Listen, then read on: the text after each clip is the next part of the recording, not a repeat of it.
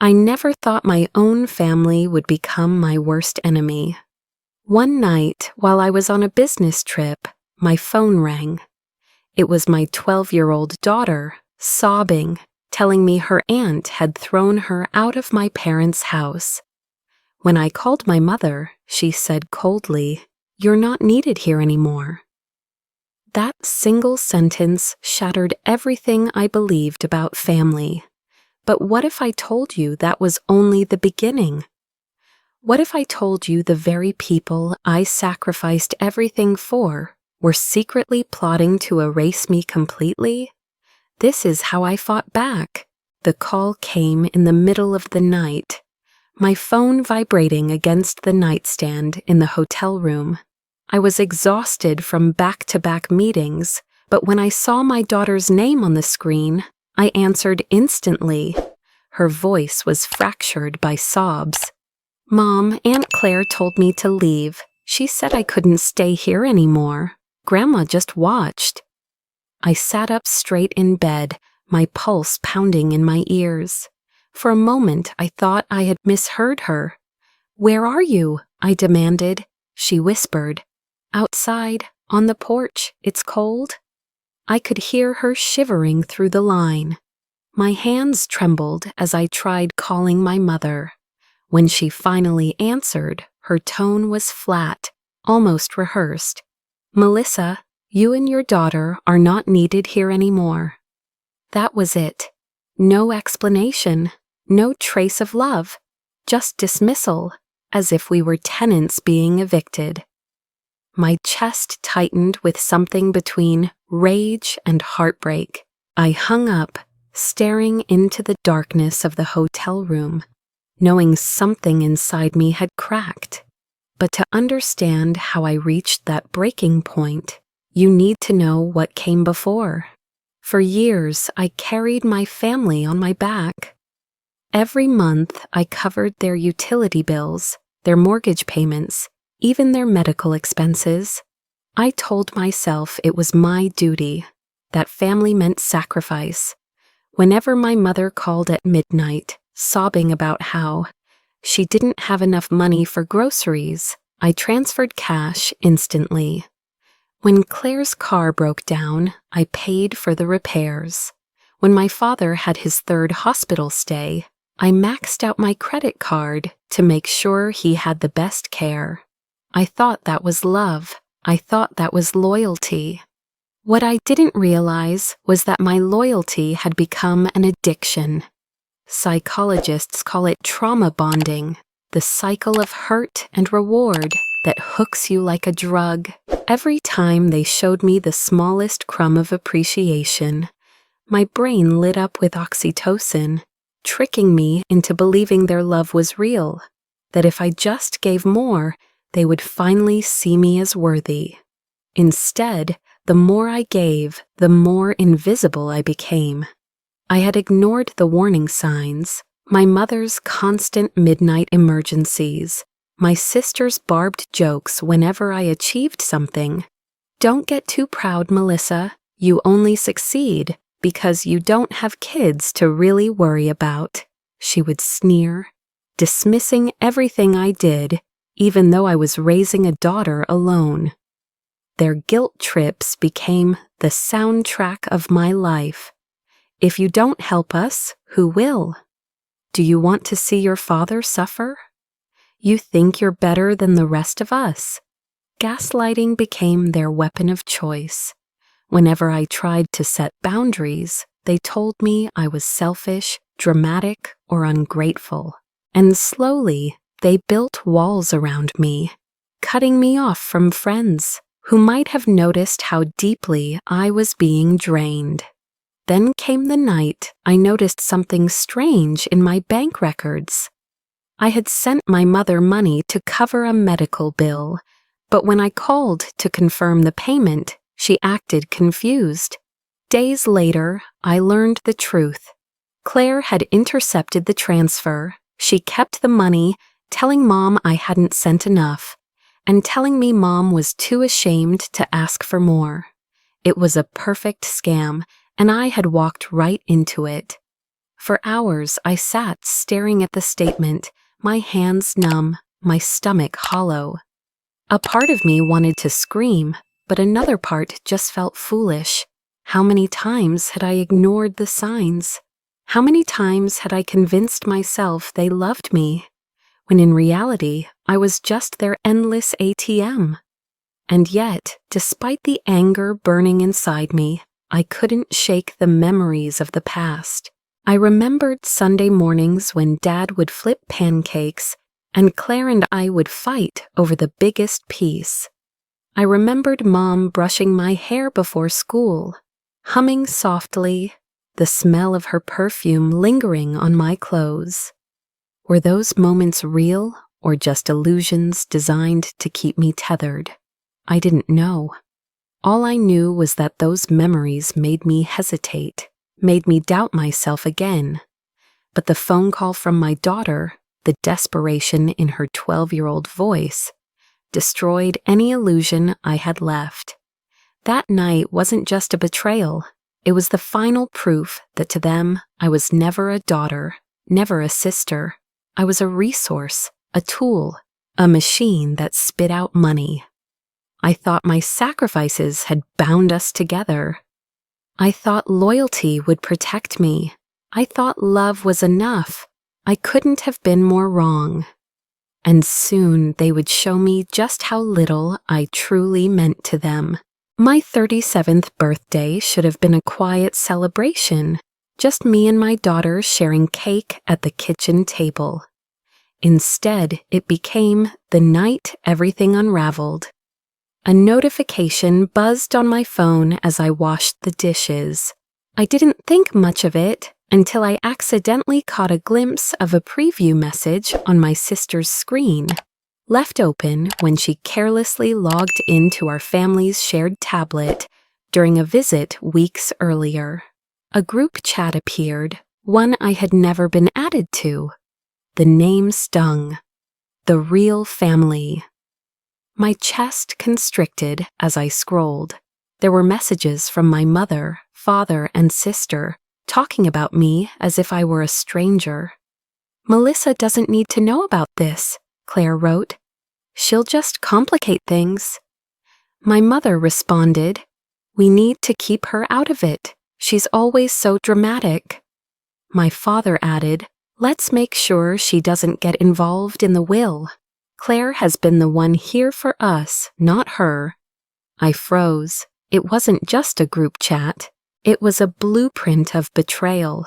They had systematically erased me from their lives, all while I was sending money, all while I thought I was holding us together. I felt sick, as though the floor had given way beneath me. And then came the trip that broke me completely. While I was away for work, the call from my daughter shattered any remaining illusions. She had been thrown out like garbage, standing outside in the cold while my mother watched silently.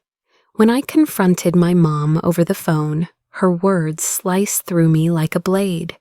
"You are not needed here anymore." I thought that was the deepest cut I could ever endure. But days later, while digging through a stack of old files at my father's desk, documents I wasn't supposed to see, I found the updated will. My name had been struck through. Claire's name appeared everywhere mine had once been. Every asset, every belonging, every future decision was hers. I wasn't just excluded emotionally. I had been erased legally. The paper trembled in my hands. My own parents had decided I no longer existed, at least not in the ways that mattered to them. That was the moment something inside me hardened. If they had chosen to erase me from their bloodline, then I had to erase them from my heart. For days I wandered in a fog, the weight of betrayal crushing me. I couldn't eat, couldn't sleep, replaying every sacrifice I had made for them. But slowly, the fog lifted. In the hollow where pain had lived, something else began to form. Resolve. I started small, recording conversations, saving every voicemail, screenshotting messages where they demanded money, cataloging every transaction I had made on their behalf. I pulled bank statements, created folders, began to map the paper trail of years of exploitation. For once, I wasn't reacting. I was preparing, but I wasn't entirely alone. One evening, overwhelmed by the weight of what I had discovered, I broke down in front of my oldest friend, Anna. We sat on her couch, the smell of chamomile tea filling the room. As I poured out everything, the betrayal, the will, the eviction of my daughter. She didn't interrupt, didn't try to fix it. She simply listened. For the first time in months, I felt a small piece of the burden slide off my shoulders. That night was a pause in the storm, a reminder that I wasn't invisible to everyone.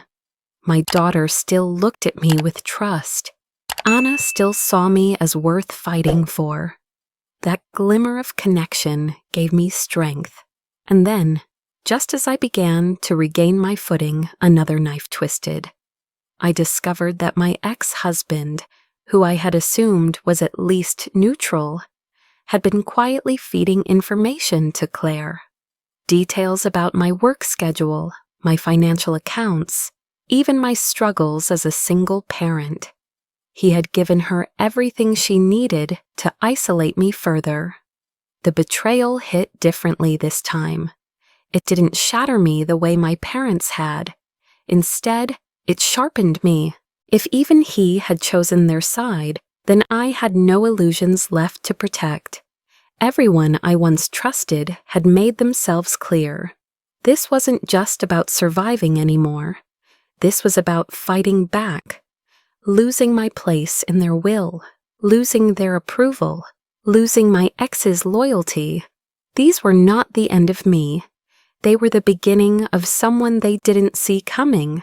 For the first time in my life, I wasn't just a daughter, a sister, a mother, desperate to belong.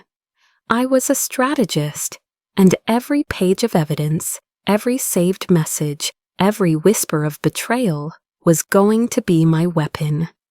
They had erased me on paper. Now I would show them that erasing me in reality would come at a cost they could never afford. I learned quickly that rage alone couldn't save me. Rage was fire, intense, consuming, but gone in a flash. What I needed was stone, patient, solid, unshakable. So I began the slow, meticulous process of building a case. Every email, every text, every voicemail became a brick. I created folders on my computer, backed them up to external drives, and labeled them carefully. Mom, emotional blackmail. Claire, financial manipulation. X, betrayal. I replayed old phone calls, sometimes wincing as I heard myself begging for their approval, while they dangled affection like bait. Now, though, I didn't cry when I listened. I transcribed them word for word, adding timestamps, noting the patterns of guilt and coercion. My pain became evidence. Bank statements became another battlefield. I traced payments I had made for years, marking the ones that never reached their intended purpose. That was how I uncovered the first major crack. Money I had sent for Dad's medical bills never appeared on the hospital's records. Instead, the funds had been rerouted into an account under Claire's name. Then came the inheritance papers. Digging through Dad's study again, I found discrepancies. Signatures that didn't quite match, dates that overlapped suspiciously, clauses that seemed out of place. It looked sloppy, but dangerous. Claire had gone further than just persuasion. She had altered documents. She was planning to ensure that legally I would never have a claim. For weeks, I worked in silence, smiling at work, keeping my voice calm around my daughter, while every night I became an archivist of betrayal. And then, out of nowhere, came the twist I hadn't expected. A letter arrived in my mailbox, no return address, just my name written in shaky ink. Inside was a photocopy of a legal document, a draft of my parents' will with handwritten notes in Claire's handwriting. Lines like remove Melissa's share and divide assets 100% Claire. The envelope also contained a short message. She's lying to them. Don't let her win. I stared at it, my pulse hammering. Someone within the family, someone close enough to have access, had chosen to side with me in secret. I didn't know who, but I knew one thing. Claire's arrogance had left a trail, and now I had undeniable proof. They had underestimated me for years. They thought I was naive, forgetful, too desperate for love to notice the theft. But I noticed everything. They had mistaken loyalty for blindness, and that mistake would be fatal to their schemes. They had underestimated my memory, my patience, my quiet collection of truths, and that was their deadliest miscalculation. They had underestimated me, and that was their fatal mistake. Still, evidence alone wouldn't be enough. I needed strength, allies, people who could help me carry the fight when my own hands shook from exhaustion. So I built a network. I started with a lawyer recommended by a colleague. He reviewed the documents I had collected and nodded slowly. There's a case here, he said. Forgery, misappropriation of funds, possibly even fraud. Hearing those words for the first time in months, I felt less like a daughter drowning and more like a woman with a weapon. Next came a therapist, not just for me, but for my daughter too. She deserved a space to voice her pain, her confusion, and I needed a space where I could untangle the years of manipulation that still wrapped around my heart like barbed wire. Finally, I met with a financial advisor, someone who helped me analyze the money trail. Together we built charts, showing just how deeply I had subsidized my parents' lives while being erased from their future. Numbers don't lie, and soon those numbers would speak louder than their denials. But perhaps the most powerful ally came from within the family itself. My aunt, my mother's younger sister, reached out one evening. Her voice shook as she confessed what she knew, that Claire had been whispering poison into my parents' ears for years, convincing them I was selfish, unreliable, undeserving. She apologized for staying silent. Then, almost in a whisper, she promised to stand with me. Her words lit something inside me. For so long I thought I was fighting alone against an unbreakable wall, but walls crumble faster when pressure comes from both sides. In the middle of all this planning, I still had to live. One evening, my daughter and I cooked dinner together. She chopped vegetables clumsily while I stirred a pot of soup.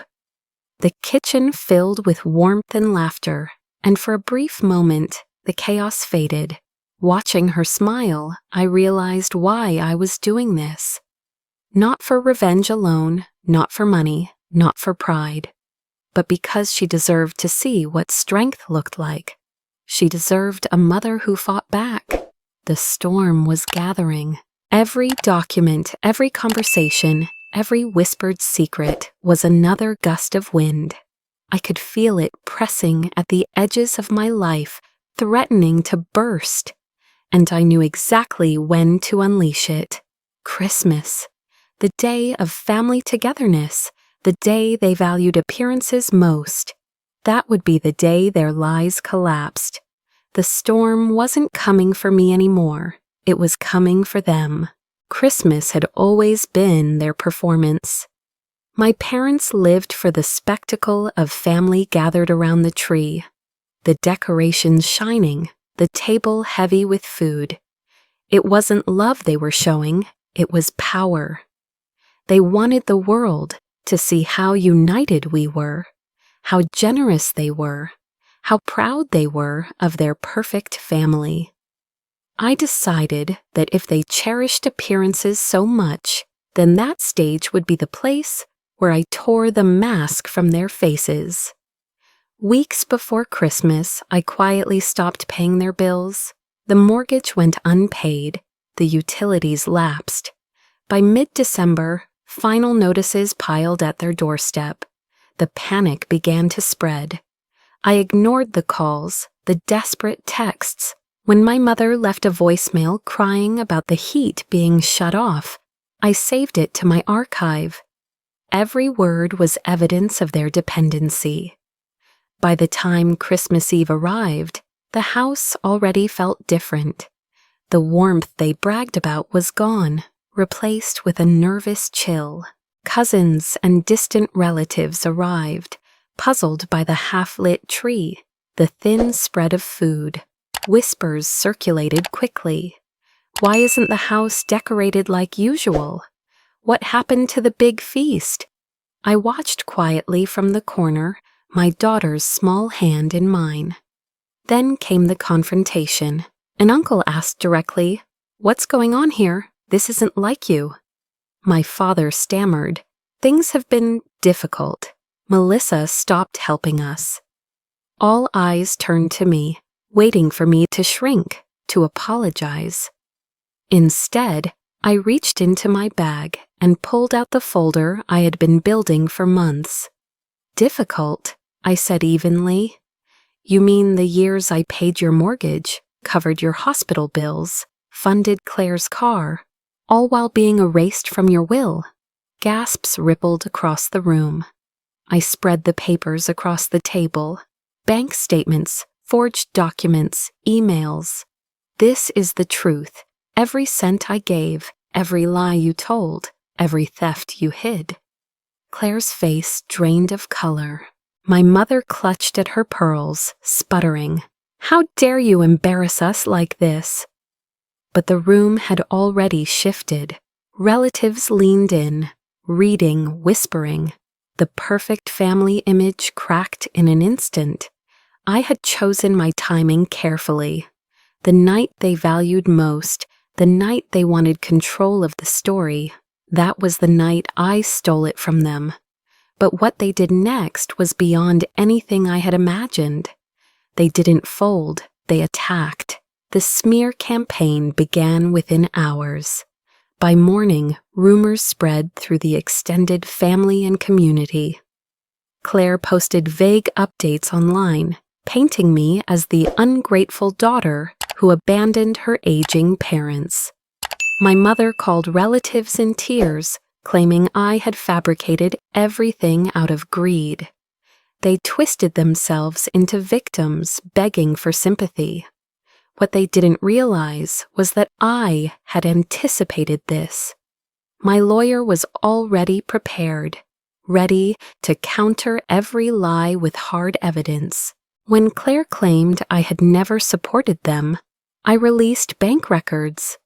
When my mother accused me of forging the documents, I revealed the anonymous package from within the family.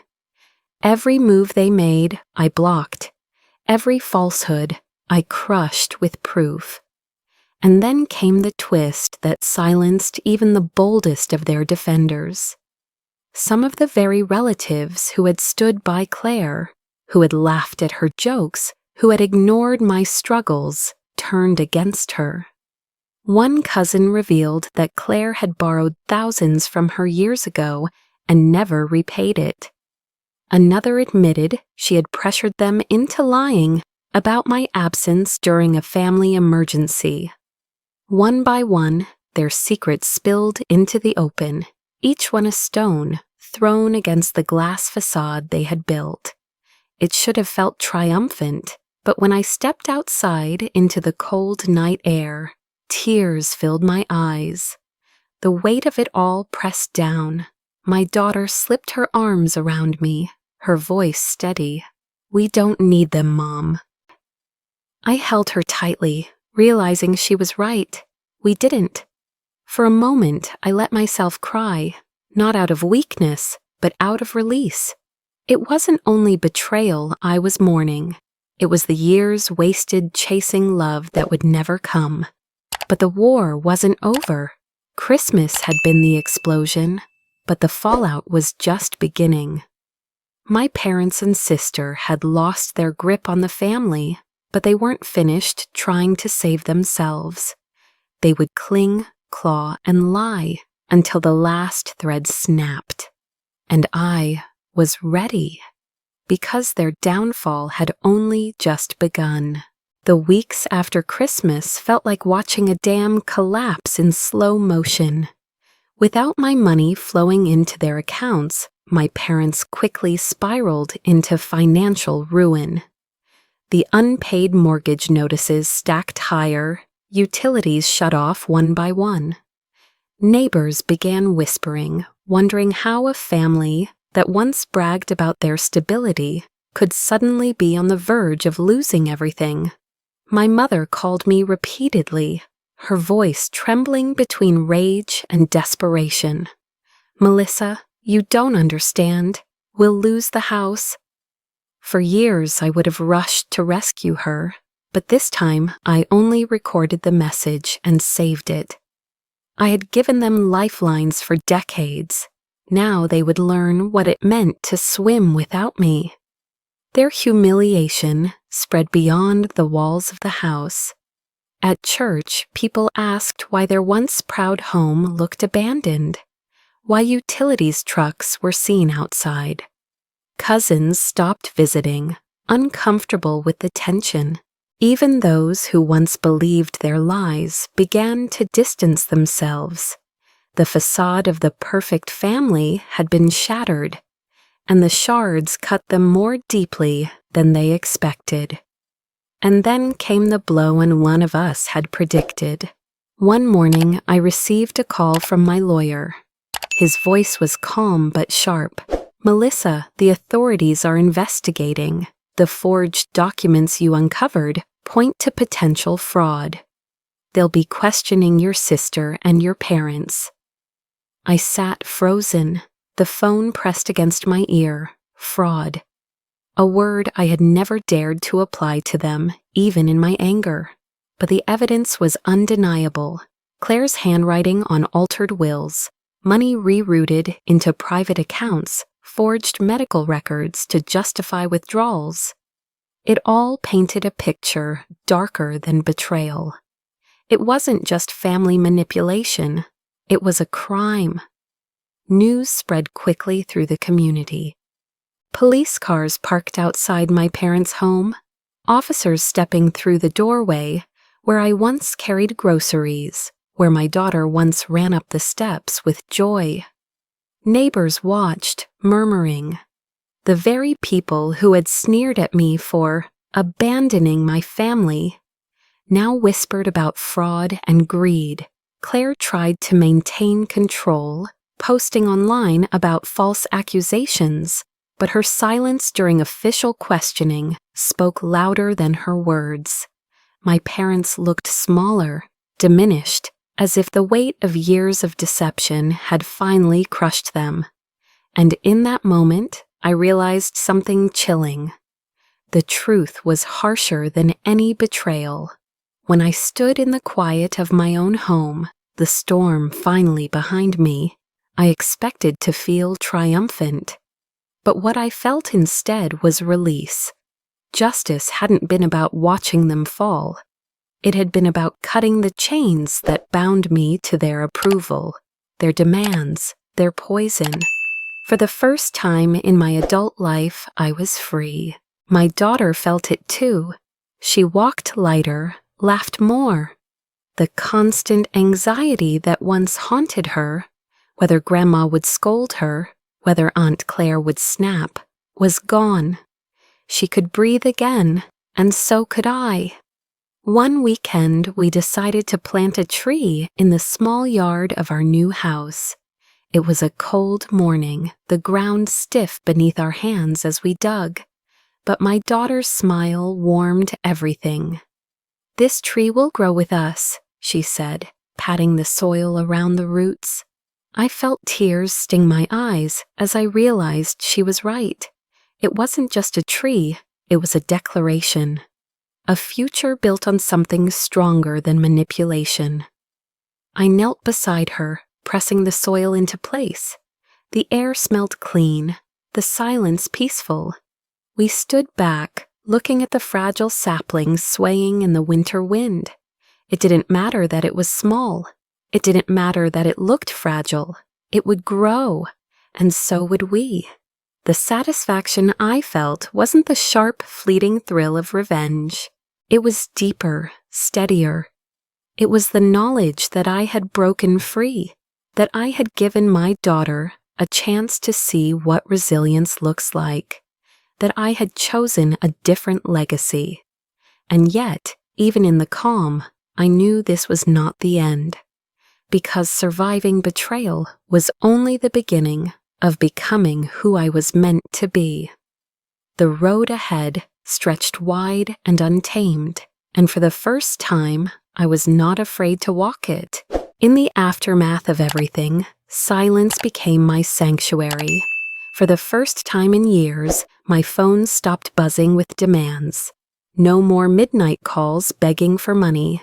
No more guilt-soaked messages about obligations. I had cut the cord. Claire received no contact, no messages, no replies, no acknowledgement of her existence. With my parents, I set strict boundaries, short, occasional calls, limited to essentials. No arguments, no negotiations, no opportunities for manipulation. It was not easy. Sometimes in the quiet hours of the night, I felt a pang of guilt. After all, they were my family. The little girl inside me still longed for a mother's approval, for a sister's companionship.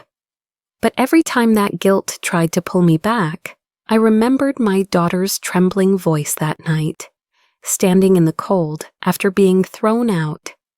I remembered the forged documents, the lies, the smear campaign.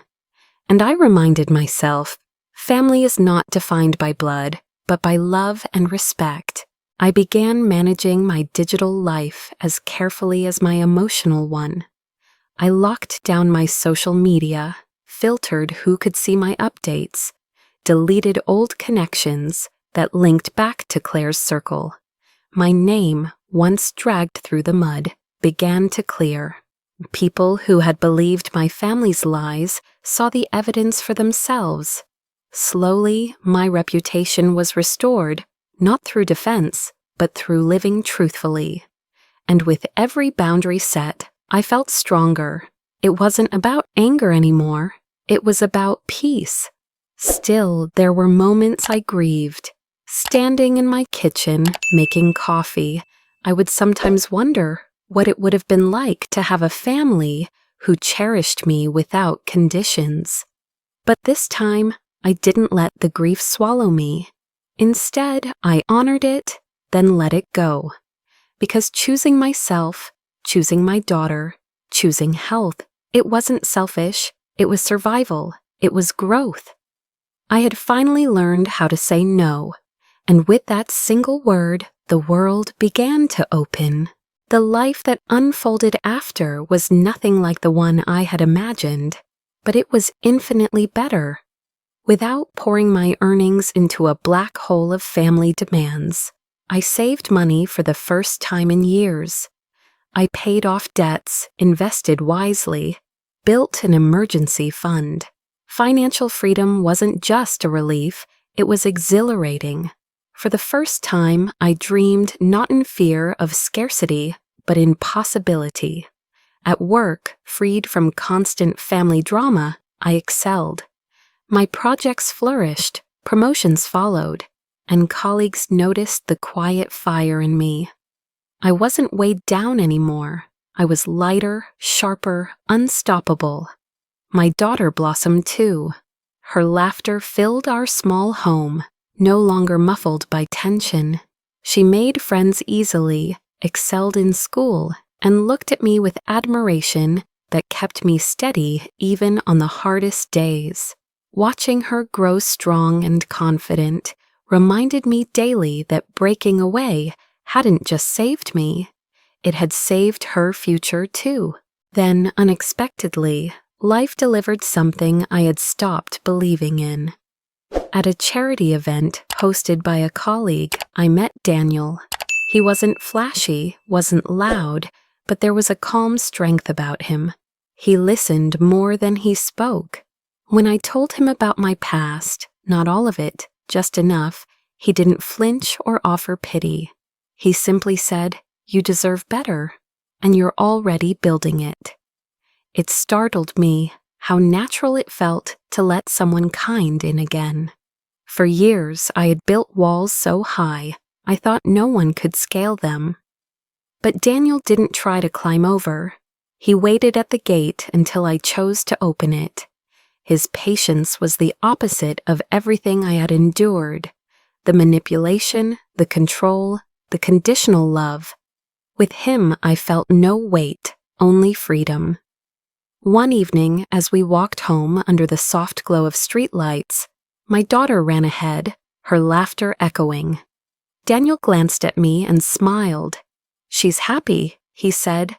I nodded, realizing it was true. For the first time, my child wasn't carrying the collateral damage of a toxic family.